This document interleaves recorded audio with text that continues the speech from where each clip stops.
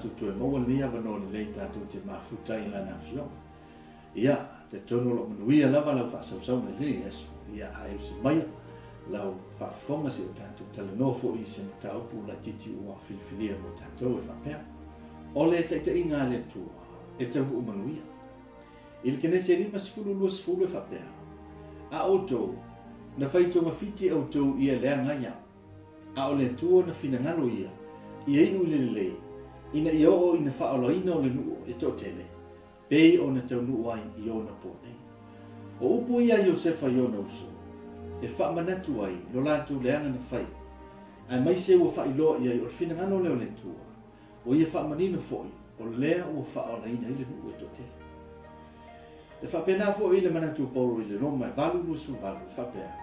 O tatu ilo fo i e ngā lulu e whaatasi me uma e le le iai i lantou e ua vala awina i lona finangalo. A whaina lala tatu wholamba. Awani o tatu whaameo pe whaitio. Awa e sou pela sami o whaafitau. E whaasanga tau mai fo i mesa se. E tua ina fua fo i tatu ona o amio lele. Awa o meia. E mau ilo tātou mālosi whaasili mai le atua. Awa, o ngā lua ngā le whiri. E tau mawhai e whaavai vai o tātou loto. O na tātou whasili ngia lea o le awai o le atua. I mea tātou te whai. O le taitaiga le vaia le atua i le olanga o Iosefa. Momo i te tono lona ai. Nā lofa whaapito i elo na tamā o Iakob. Na ino i eio na uso. Ma whaatau atu o ia o se polonga. Lona lua o Iosefa e kupito. Na mana na o ia le whawhine le to lua o lona matai. Na loka fo o ia le whalepui. Na mangalo o ia le tolu sipulu o ne te usanga. A o tō fia fo o ia e pule lua i le pule mo mua whara. O manu iai ai kupito. Ona o lona poto mai le atua. O lo saunia fo e le atua le olo le nei talabou. I nei avea o se tektai maros. Whamaila i e mia i lana Tusi la wenga tolu lusu fitu. E le lei i tangata inga i a tau ave e ia le amo, ina o tau lele. A wafu i wala le tu tatu ti le manu lama le. Na avea o ia mapolo ngā pōti whara. Na avea o ia mapangu tai le whanapui. Ai o avea o ia mapule lua i le pule whara. A wa le taimi na ato whaina na siasi mai e uso Iosefa, ona o le onge matatia. O le fo i usi itia le tūlanga o Iosefa malana pule e kopito. Le la ua vea ma te tai malosi ma te saunia. O ia whailoa i o na uso. O ia whaamatara loto fo i le lofa. O ia whaamafana whana i o lātou loto.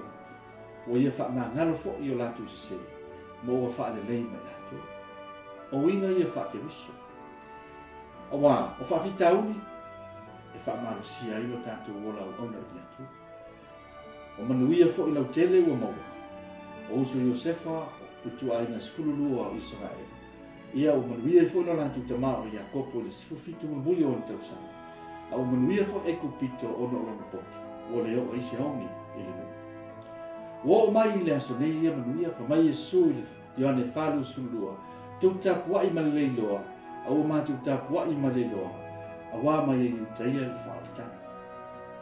A whingatala ma tatu le malamalama i me tutupu. Ia tatu manatua. Le taitaiga le atua i le ola talavou o Iosefa. I le salamo se lausuluiva fitusultasi. O le mea e le leia iau, ina ua pupuagatia, ina ia o ina iau i au tulafo, tala lea le faisana. Famai i saia i le mataupu sfurulua fiupulua. Fauta, o le atua o loo faaolotaga ia, o te faatutua o te lefifi. Ia na, o le tātou mtaupu na, o le taitaiga le tua i le olanga talavou o Iosefa. O te manatu e whapena fo i lan taitaiga i o tātou ola. Ai e whamanuia tele le tua i lau whaafonga mai, so i fua o no Yesu.